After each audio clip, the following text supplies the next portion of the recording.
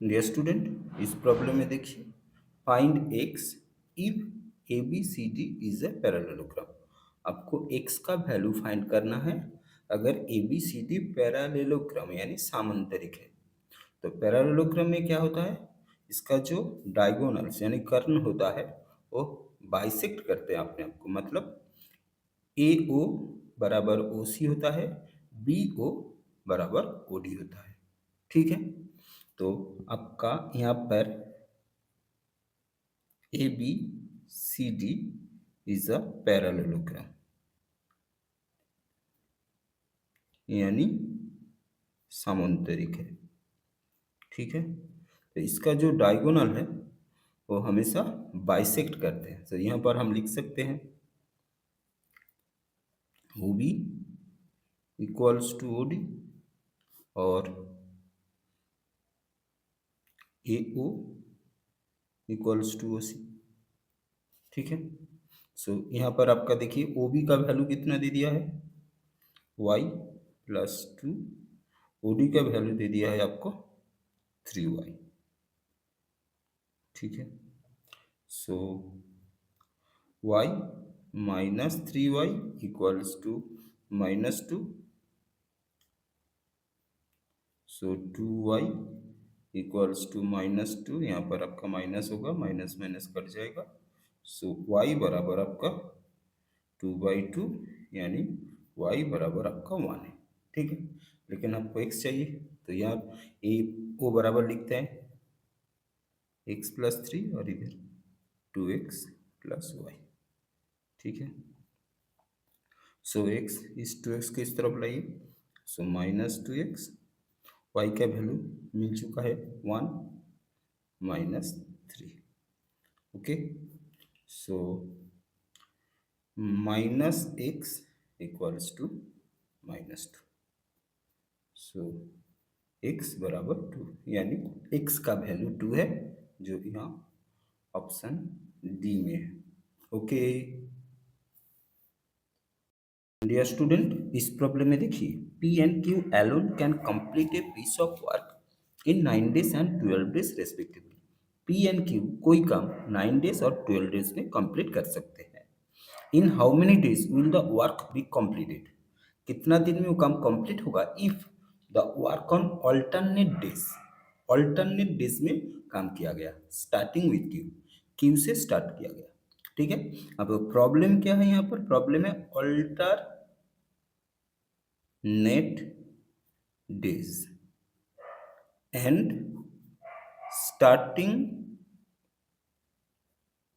With Q. ठीक है, ये दो बात आपको याद रखना है। अल्टरनेट डेज मतलब पहले यहाँ पर क्यू काम करेंगे, फिर पी, एक पेयर हो गया, फिर पी, फिर क्यू, ऐसे हिसाब से। ठीक है, सो यहाँ पर पी कितना दिन में काम कर सकते हैं, पी 1/9 डेज में, और क्यू कितना दिन में काम कर सकते हैं, 1/12 days. So P and Q one pair यानी 2 डेज। 2 डेज क्यों, पहला दिन पी फिर दूसरा दिन क्यू, तो एक दिन और क्यू एक दिन, दोनों को एक साथ जोड़ेंगे तो वो 2 डेज यानी 1 पेयर। सो 1/9 प्लस 1/12, 9 और 12 का एलसीएम लेंगे,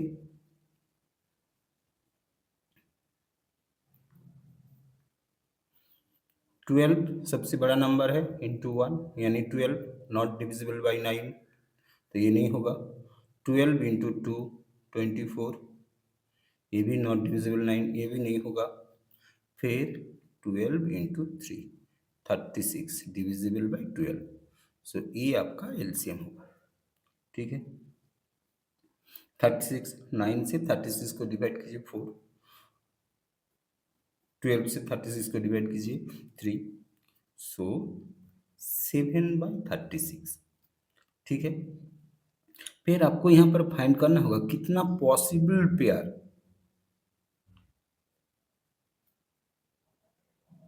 पॉसिबल पेयर कैसे निकालेंगे, ये जो 36 है इसको 7 से इस डिवाइड कर दीजिए, सो 5, सो 5 पॉसिबल पेयर। 5 पॉसिबल पेयर मतलब पहले सोचिए क्यू पी एक पेयर हो गया, ये कितना 2 दिन का, फिर क्यू पी 2 दिन का, फिर क्यू पी, फिर क्यू पी, फिर क्यू पी।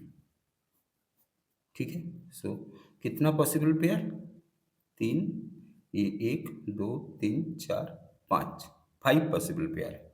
सो 5 पॉसिबल पेयर वर्क्स कितना होगा 7/36 इंटू 5 यानी 35/36, ये कम हो गया है।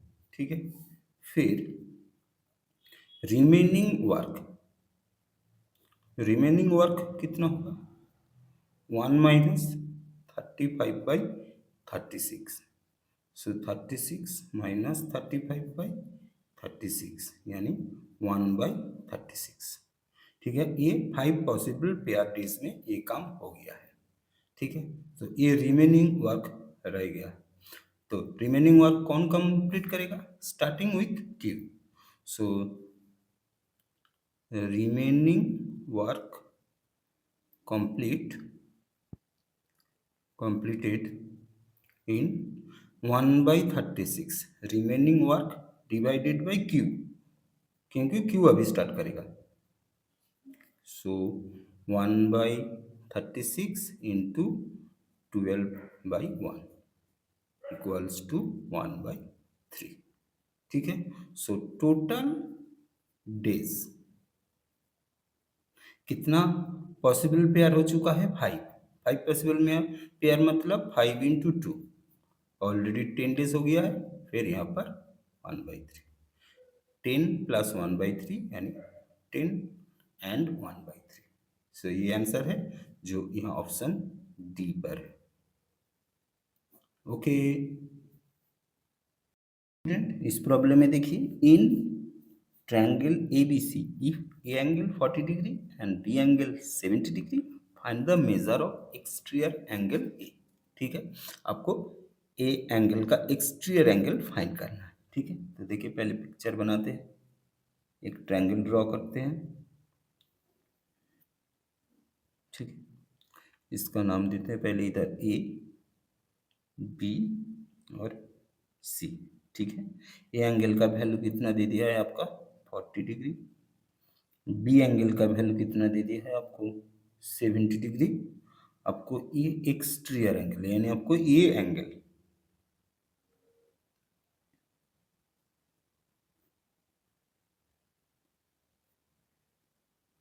एक्सटीरियर एंगल फाइंड करना है। ठीक है, तो अब देखिए सी ए एक स्ट्रेट लाइन है, सो स्ट्रेट लाइन हमेशा आपका 180 डिग्री होता है। ठीक है, तो ये जो स्ट्रेट लाइन है ये आपका 180। ठीक है, 180 से अगर इस 40 डिग्री एंगल को माइनस कर देंगे तो ये एंगल निकल जाएगा, क्योंकि टोटल कुल मिलाकर ये टोटल आपका 180 डिग्री है। ठीक है, so exterior angle of A equals to 180 degree minus angle B A C. ठीक है, so 180 degree minus 40 degree, so 140 degree होगा इस एक्सटीरियर एंगल का value. So 140 is the answer जो ये ऑप्शन ए पर है। ओके डियर स्टूडेंट, इस प्रॉब्लम में देखिए which of the following numbers will replace in the question mark, मतलब आपको एक सीरीज दे दिया इसका क्वेश्चन मार्क की जगह पर क्या होगा ये आपको फाइंड करना है। ठीक है, तो देखिए सीरीज को लिखते हैं, पहले 9, फिर 10, फिर 18, फिर 45, 109 और क्वेश्चन मार्क। ठीक है, तो ये सम करने के लिए पहले इसका गैप देख लीजिए, ये गैप कितना है 1, ये गैप कितना है आपका 8, ये गैप कितना है आपका 27 और ये गैप कितना है आपका 64 और यहाँ पर आपका क्या गैप होगा ये फाइंड करना है। फिर एक बात आप ध्यान दीजिए, देखिए 1 इसका हम लिख सकते हैं 1 क्यूब, 8 को लिख सकते हैं 2 क्यूब, 27 को लिख सकते हैं 3 क्यूब, 64 को लिख सकते हैं 4 क्यूब। तो इसके बाद वाला जो वो आपका क्या होगा 5 क्यूब होगा। सो 5 क्यूब यानी 125। ठीक है, फिर आप इस 109 के साथ 109 के साथ 125 को जोड़ दीजिए तो आपका आता है 234। तो ये क्वेश्चन मार्क की जगह पर आपका आएगा 234। Okay, so 234 is the answer जो यहाँ ऑप्शन सी पर है। ओके डियर स्टूडेंट, इस प्रॉब्लम में देखिए John bought a laptop at 25% discount on the mark price. John एक लैपटॉप खरीदा है जो मार्केट प्राइस के ऊपर 25% डिस्काउंट मिला है। If he wait rupees 28473 for the laptop, what was the market price. अगर जॉन उस लैपटॉप के लिए 28,473 पे किया है तो उस लैपटॉप का मार्केट प्राइस कितना होगा ये आपको फाइंड करना है। ठीक है, तो देखिए इसको कैसे करते हैं। यहाँ पर आपका डिस्काउंट कितना दे दिया है,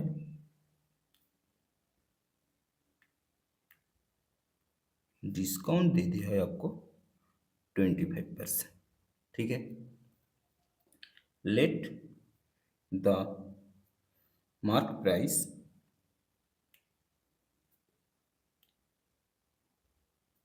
of the laptop equals to X. ठीक है, इस मार्क प्राइस के ऊपर 25% का डिस्काउंट मिला है। So X into 100 minus 25 by 100 equals to 28473। ठीक है, so X into 75 by 100 equals to 28473। ठीक है, फिर देखिए तो x बराबर आपको कितना होगा 28473 इंटू ये 70 बाई जो 100 है इस तरफ आएगा तो यहाँ पर आपका 100/75 हो जाएगा। ठीक है, फिर आप 25 से काटिए, ये 4 होगा और ये 3 होगा। ठीक है, इस 3 से इसको काटेंगे तो आपका आएगा 9491। सो x बराबर आपका होगा 9491 इंटू 4। इसको आप मल्टीप्लाई करेंगे तो आपका आएगा 37964। So 37,964 is the mark price of the laptop. So ये आंसर है जो मेरा ऑप्शन ए पर है। ओके स्टूडेंट, इस प्रॉब्लम में देखिए the greatest possible length which can be used to measure exactly the length 5 meter 25 cm, 7 meter 35 cm and 4 meter 90 cm। मतलब आपको एक ग्रेटेस्ट पॉसिबल लेंथ मतलब सबसे बड़ा मेजरमेंट फाइंड करना है जिससे आप इन तीनों को कंप्लीटली मेजरमेंट कर सकते हैं। ठीक है, तो देखिए इसको कैसे करते हैं। तो पहले लिखते हैं 5 मीटर 25 cm बराबर आपका होता है 5 इंटू 100 प्लस 25 यानी इसको मल्टीप्लाई करेंगे तो 525 cm। ठीक है, फिर क्या है 7 मीटर 35 cm यानी 7 इंटू 100 प्लस 35 यानी 735 cm। और एक क्या है 4 मीटर 90 cm, यानी 4 इंटू 100 प्लस 90, सो 490 cm। तो ग्रेटेस्ट पॉसिबल मेजर, सबसे बड़ा मेजरमेंट फाइंड करने के लिए ये जो 525 cm, 735 cm और 490 cm है, इसका आपको HCF फाइंड करना है। HCF ही होगा उसका सबसे बड़ा मेजरमेंट, ठीक है। तो HCF फाइंड करने के लिए हम यहाँ डिवीजन मेथड अप्लाई करेंगे। सो डिवीजन मेथड में पहले हम क्या करते हैं, 525 से 735 को डिवाइड करते हैं, ठीक है। 525, फिर यह माइनस करेंगे तो आपका आएगा 210, फिर ये 525 को इस जगह पर लिखेंगे, ठीक है। फिर यहाँ पर 202 है तो यहाँ पर 2 जाएगा, 2 से आपका आएगा 420, फिर इसका माइनस करेंगे तो आपका आएगा 105, ठीक है। 105 से 210 को जब तक कंप्लीट डिविजिबल ना हो आपको डिवाइड करके रखना है। तो इसको 2 से करेंगे तो आपका आएगा 210। सो 2 से कम्प्लीटली 105 से 210 को कंप्लीट डिविजिबल हो गया। फिर इस 105 से जो रह गया 490, इसको डिवाइड करेंगे तो यहाँ पर आप 4 से जाएगा 420, फिर इधर माइनस करेंगे तो आपका 70 आएगा, ये 105 यहाँ पर आएगा,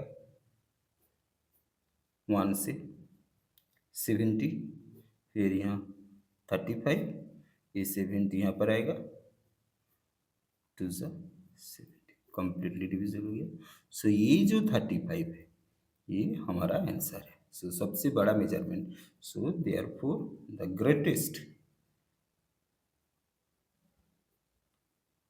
greatest length of measure equals to 35 cm. So 35 cm is the answer, जो यहाँ ऑप्शन डी पर है। ओके डियर स्टूडेंट, इस प्रॉब्लम में देखिए the roots of the equation A X square plus X plus B equals to 0 are equal if A B equals to 1/4, B square greater than 4a, B square less than 4a, B square equals to 4a, ठीक है। तो देखिए आपको क्या देता है, given equation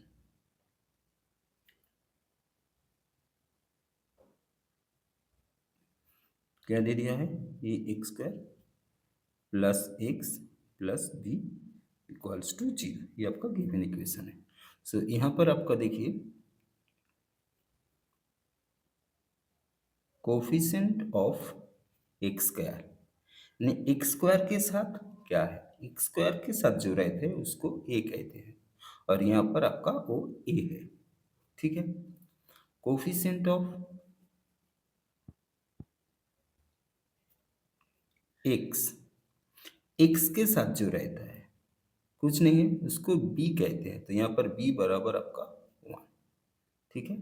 और जो कांस्टेंट एक्स को छोड़ के रह गया उसको कहते हैं सी, जो यहाँ पर आपका बी है, ठीक है। तो आपको पहले ए बी सी पता होना चाहिए। ए बी सी में से ए मतलब एक्स स्क्वायर के साथ जो रहता है, बी मतलब एक्स के साथ कोफिशिएंट एक्स के साथ जो रहता है उसको बी कहते हैं, बाकी जो रह जाता है उसको सी कहते हैं।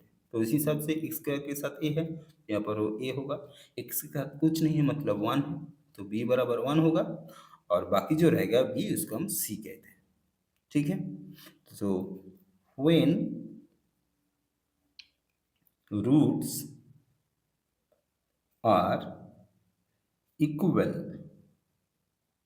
तब रूल क्या है, तब फॉर्मूला होता है आपका बी स्क्वायर माइनस 4ac बराबर 0, ठीक है।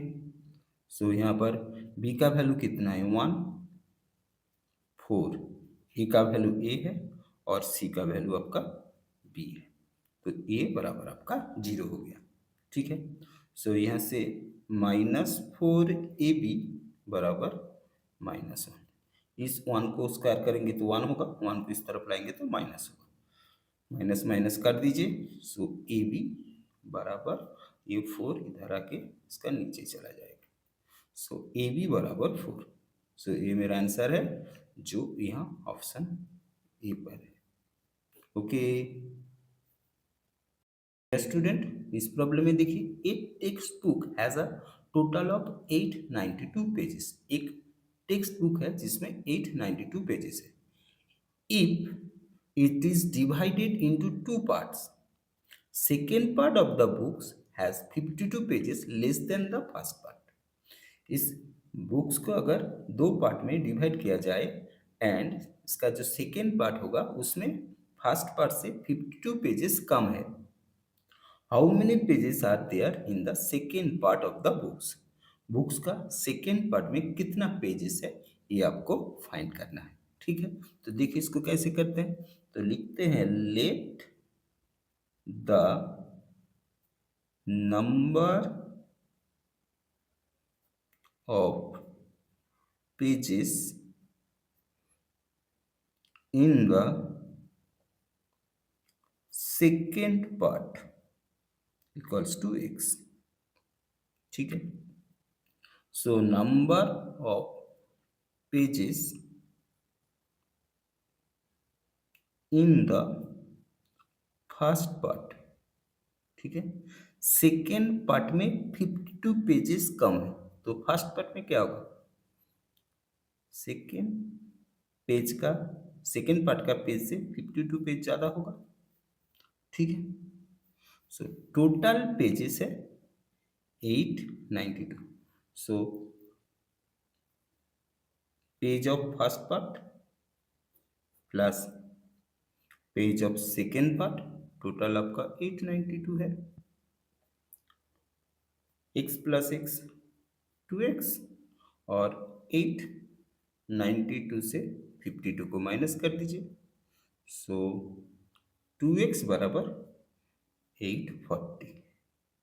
सो x बराबर 840/2, 2 से 840 को काट दीजिए।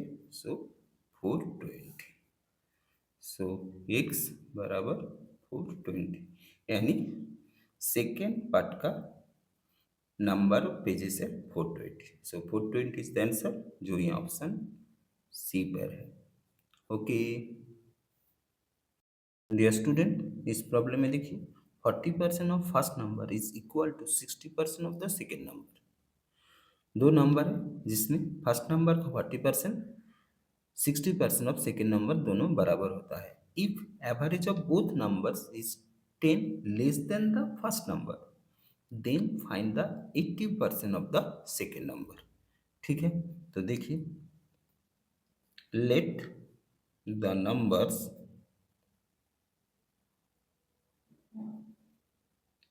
x and y। ठीक है, फिर क्या बोला गया 40% of the first number. So x into 45/100 बराबर y इंटू 60/100, दोनों बराबर है। ठीक है, सो x/y इक्वल्स टू 60/45। ठीक है, 15 से काट दीजिए 4 3, यानी x/y आपका आ गया 4/3, यानी x इज टू y आपका हो गया 4:3। ठीक है, फिर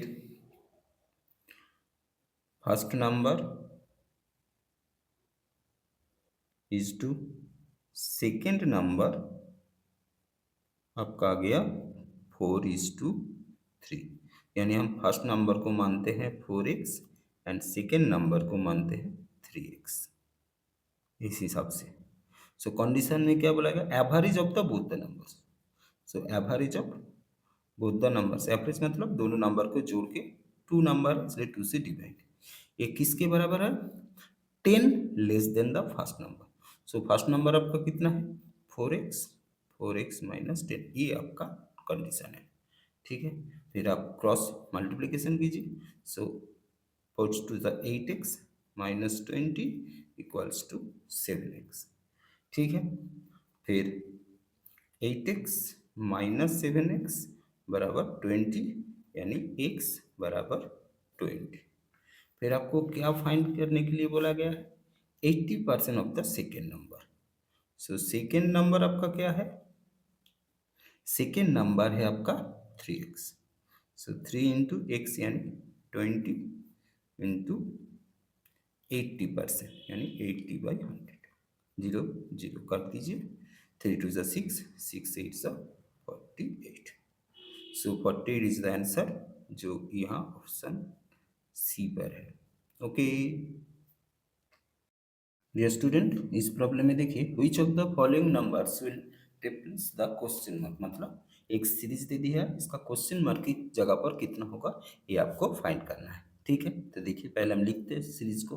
पहला 11 है, फिर 21, फिर 47, फिर 97, फिर 179, फिर क्वेश्चन मार्क। ठीक है, अब देखिए इन दोनों का गैप कितना है। देखिए गैप +10, इन दोनों का गैप +26, इन दोनों का गैप +50, इन दोनों का गैप देखिए +82।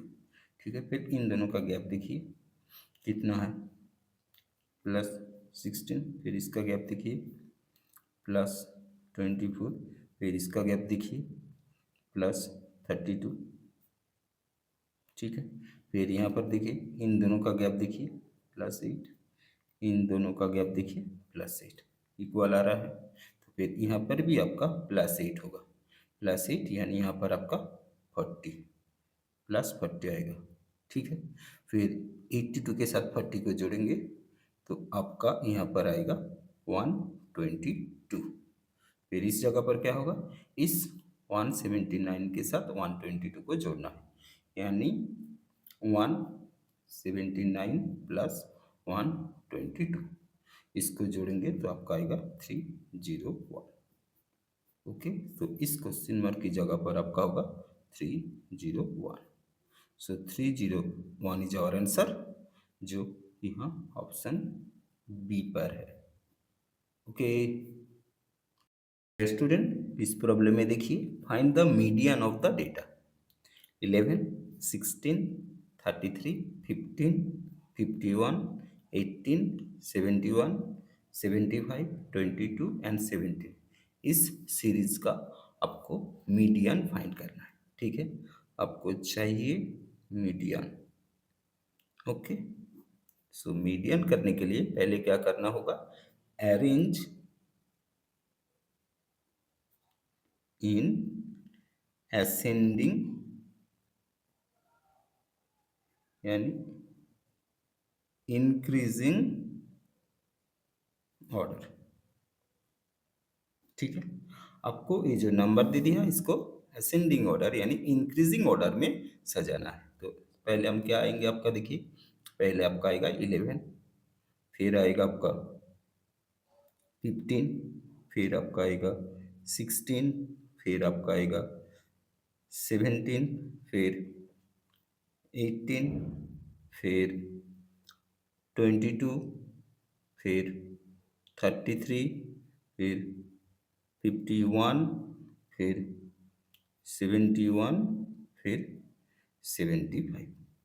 ठीक है, इंक्रीजिंग ऑर्डर में इसको सजा लिए। फिर आपको देखना है कितना नंबर है यहाँ पर, 1 2 3 4 5 6 7 8 9 10। मीडियन मतलब मिडिल मोस्ट वैल्यू, मीडियन मतलब मिडिल मोस्ट वैल्यू। तो यहाँ पर देखिए आपका 10 नंबर्स है, 10 नंबर का सीरीज यानी इवन नंबर का सीरीज। ठीक है, जब भी आपका कोई इवन नंबर का सीरीज चाहिए आएगा, तब आपको मिडिल में कौन सा दो वैल्यू है ये आपको फाइंड करना है। तो इस तरफ देखिए 5 और इस तरफ देखिए 5, 2 3 4 5, 1 2 3 4 5। तो मिडिल में कौन सा दो नंबर आया, इस दो नंबर को आपको जोड़ के जस्ट डिवाइड बाई 2। ठीक है, so median equals to 18 plus 22 divided by 2। So 18 plus 22 यानी 40 डिवाइड बाई 2 यानी 20 होगा आपका median. So 20 is the answer जो यहाँ ऑप्शन बी पर है। ओके डियर स्टूडेंट, इस प्रॉब्लम में देखिए, if 6, 18, 39 and x are in proportion then find the value of x। मतलब आपको 6 दे दिया है, 18 दे दिया है, 39 दे दिया है, x दे दिया है। ये क्या है? Are in proportion. ठीक है, सो देखिए, अगर A B C D are in proportion, तब क्या करते हैं हम लोग? ए बाई बी बराबर सी बाई डी। ठीक है, उसी हिसाब से यहाँ पर हम करेंगे 6/18 इक्वल्स टू 39/x। ठीक है, फिर क्रॉस मल्टीप्लिकेशन करेंगे, 6 into X equals to 18 into 39। So x बराबर आपका 18 इंटू 39 डिवाइडेड बाई 6। ठीक है, 6 से 18 को काट दीजिए, 3। सो x बराबर आपका 3 इंटू 39। इन दोनों को मल्टीप्लाई करेंगे तो आपका आएगा 117। सो 117 इज द आंसर जो यहाँ ऑप्शन सी पर है। ओके